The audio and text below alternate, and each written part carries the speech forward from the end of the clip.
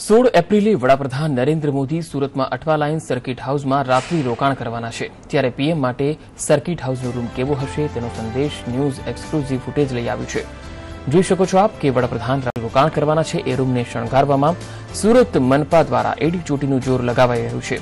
Circuit હાઉસના તાપી કક્ષના રિનોવેશનના કામને આખરી ઓપ અપાઈ રહ્યો છે।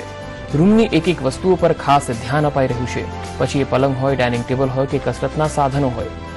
વાત તો એ છે કે વડાપ્રધાન મોદી ગુજરાતના મુખ્યમંત્રી હતા ત્યારે પણ એ તાપી કક્ષમાં જ રાત્રિ રોકાણ કરતા હતા, જેથી ફરી વડાપ્રધાન સુરતના પ્રવાસે આવી રહ્યા છે ત્યારે તમામ પ્રકારની તૈયારીઓ તાપી કક્ષને શણગારવાથી લઈને તમામ પ્રકારની સુવિધાથી સજ્જ કરવા માટે આખરી ઓપ અપાઈ રહ્યો છે।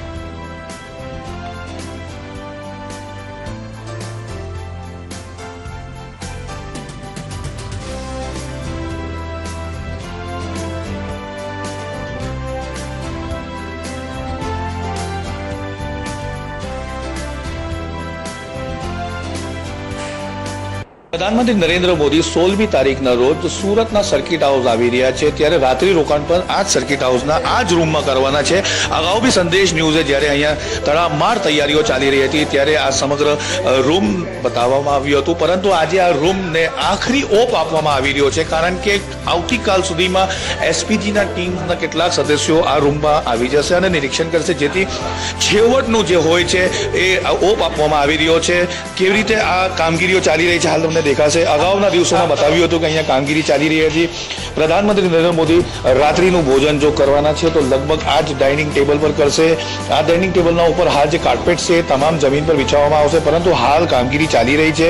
તમામ ચીજોમાં નિરીક્ષણ કરવામાં આવી રહ્યું છે, કઈ વસ્તુ ક્યાં મૂકવાની એ બાબતે પણ સર્કિટ હાઉસની ટીમ પણ કામમાં જોતરાઈ ગઈ છે। ત્યારે આ પલંગ અગાઉ બતાવવામાં આવ્યો હતો કે પલંગ કામગીરી ચાલી રહી હતી। આજે પલંગના ઉપર પલંગ બનીને તૈયાર થઈ ગયો છે, ઉપરાંત એના ઉપર જે બેડશીટ છે તે પણ નાખવામાં આવી રહી છે। હાલ જોવા જઈએ તો આ પણ એક આખરી ઓપ જ કહી શકાય। બીજી તરફ એક સાયકલ પણ લાવવામાં આવી છે જેના ઉપર પ્રધાનમંત્રી નરેન્દ્ર મોદી એક્સરસાઇઝ કરે તેવી શક્યતાઓ સેવાઈ રહી છે।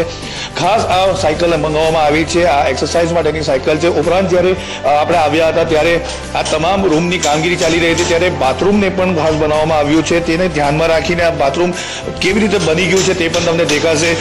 સ્પેશિયાલિટી અને વેન્ટિલેશનને પણ બંધ કરવામાં આવ્યો છે અને જે ફેન છે એક્ઝોસ્ટ તેવી લગાડવામાં આવ્યો છે। શાવર્સ છે તે પણ નવા છે। ઉપરાંત જે આખો જે બાથરૂમ છે એને નવેસરથી બનાવવામાં આવ્યું છે। બીજી તરફ પ્રધાનમંત્રી નરેન્દ્ર મોદી જ્યારે આ રૂમમાં રોકાશે ત્યારે એક ડ્રેસિંગ ટેબલ પર મૂકવામાં આવ્યો છે, જે હાલ તે ડ્રેસિંગ ટેબલને પણ આખરી ઓપ આપવામાં આવી રહ્યો છે।